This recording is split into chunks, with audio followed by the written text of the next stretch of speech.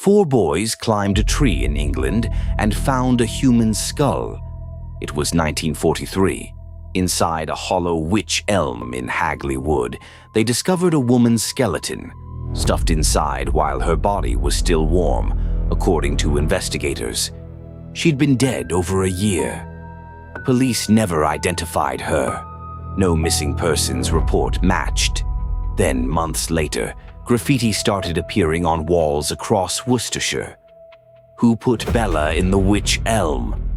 Someone out there knew her name. They just never said anything else. The graffiti kept appearing for decades. It still does. So who was writing it? And what did they know?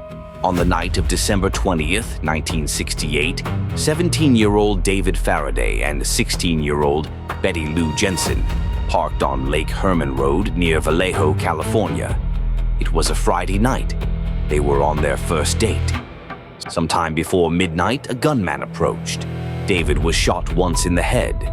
Betty Lou was shot 5 times in the back as she tried to run. A passing motorist found them shortly after. Both were dead. Law enforcement had no suspect, no motive, and almost no evidence. The case went cold fast. 6 months later, on July 4th, 1969, the same area of Vallejo became a crime scene again. Darlene Ferran, age 22, and Michael Mageau, 19, were sitting in a parked car at Blue Rock Springs Park. A car pulled up beside them. A man approached with a flashlight and then opened fire. Darlene was killed. Michael survived despite being shot multiple times. He would later describe the attacker to police. Stocky build, round face, curly brown hair. But what came next? That's what separated this case from every other homicide in California history. About an hour after the shooting, a man called the Vallejo Police Department. He spoke calmly. He told them exactly where to find the victims. And then, before hanging up, he said quietly, "I also killed those kids last year." He wasn't done, not even close. 3 weeks after the Blue Rock Springs attack, 3 letters arrived simultaneously. One to the Vallejo Times-Herald, one to the San Francisco Chronicle, and one to the San Francisco Examiner. Each letter contained a third of a 408 symbol cipher. The writer claimed that when assembled, the full cipher would reveal his identity. He demanded the papers print the cipher on the front page. He threatened more killings if they refused. All 3 papers published it. Within days, a high school teacher named Donald Hardin and his wife Betty, both amateur code breakers, cracked it. The cipher didn't reveal a name.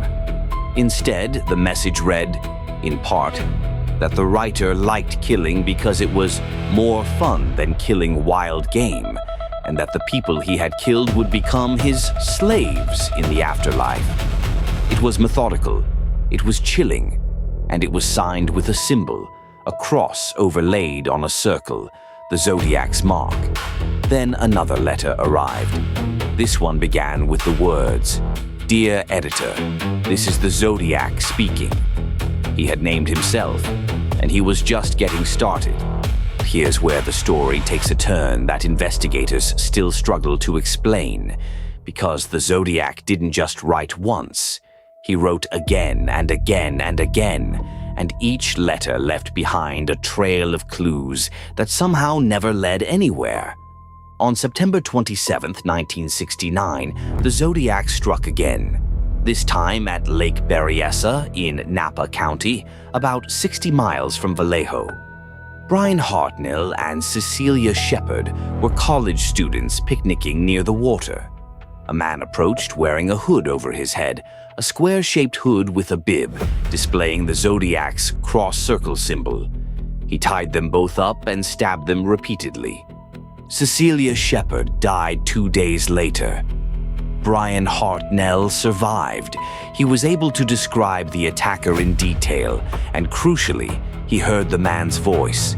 He described it as calm, almost relaxed. Before leaving, the attacker did something strange even by his own standards. He walked to Hartnell's car and used a felt-tip pen to write on the door.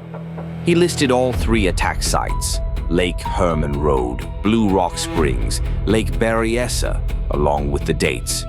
And then he added the word, by knife.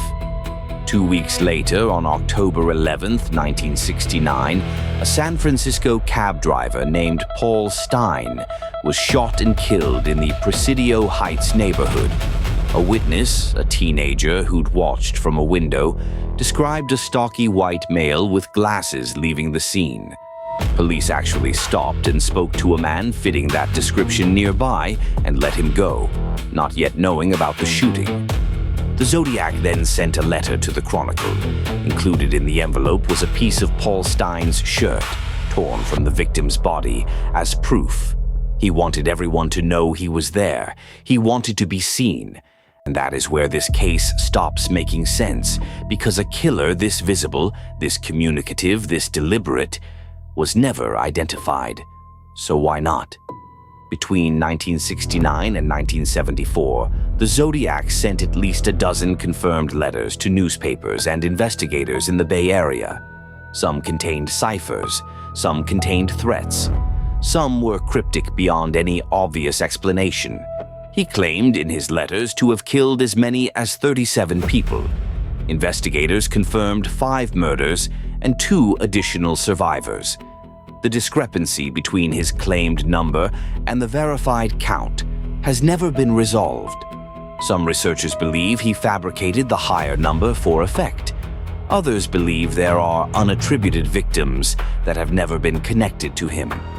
The most complex cipher he sent, known as the Z340, a 340-character coded message, arrived in November 1969.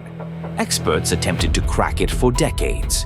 Professional cryptographers, government agencies, amateur code breakers around the world. For 51 years, it sat unsolved. Then, in December 2020, a team of 3 amateur code breakers, David Orenchak from the United States, Sam Blake from Australia, and Jarl van Eyck from Belgium, cracked it. Working together remotely, they identified a transposition pattern that had defeated every previous attempt. Message, once decoded, read in part, "I hope you are having lots of fun in trying to catch me.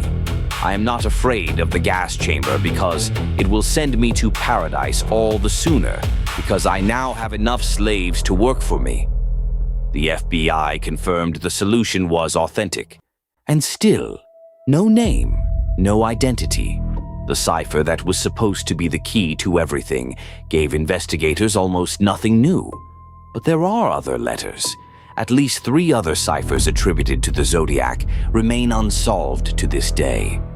Over the decades, investigators and amateur researchers have named dozens of suspects in the Zodiac case. The list includes people from nearly every walk of life: a school teacher, a military man, a graphic artist, a convicted murderer. One of the most frequently discussed suspects is Arthur Lee Allen, a convicted sex offender and former schoolteacher from Vallejo. According to investigators, he was considered the primary suspect by members of the original Vallejo PD task force. Handwriting samples were compared. DNA samples were tested. According to investigators, neither definitively matched. Allen died in 1992 and was never charged. Another name that circulates in the case research community is Lawrence Kane, a man who reportedly had connections to Darlene Ferrin and whose behavioral history drew attention from investigators. He was never officially charged. In 2021, a group called the Case Breakers, a team of former law enforcement officials and investigators, publicly claimed that a deceased man named Gary Francis Post was the Zodiac. They cited physical characteristics, alleged evidence from an attic, and what they said were hidden clues in the Zodiac's letters. The FBI and San Francisco Police Department did not publicly confirm this identification. The case remains officially open. And here's the thing we keep coming back to, the detail that opened this file. A man wrote to newspapers. He sent coded messages. He taunted detectives by name. He He called the police himself on a landline after a murder in 1969. Before caller ID, yes, but still. He was seen. He was heard. A witness described him. Officers spoke to a matching man on the street and let him walk. He was hiding in plain sight the entire time. And somehow, that was enough. Here's what we know for certain. The Zodiac killed at least 5 confirmed victims and wounded 2 others in Northern California between December 1968 and October 1969. He sent verified letters to at least 3 newspapers. 1 cipher was cracked in 1969. 1 more was cracked in 2020. At least 3 remain unsolved. He was never arrested. He was never charged. He was never officially identified.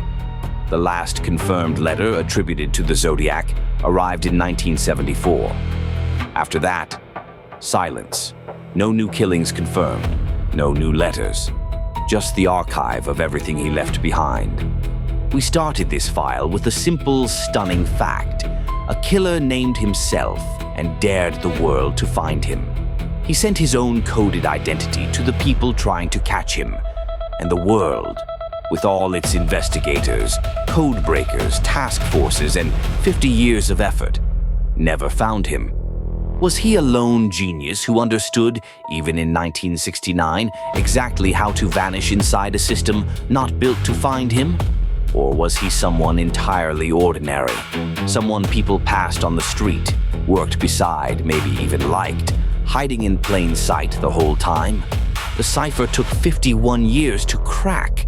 Some files take longer, some never close at all. The cold archive never closes a file. What do you think happened? Tell us in the comments and subscribe because the next file is already open.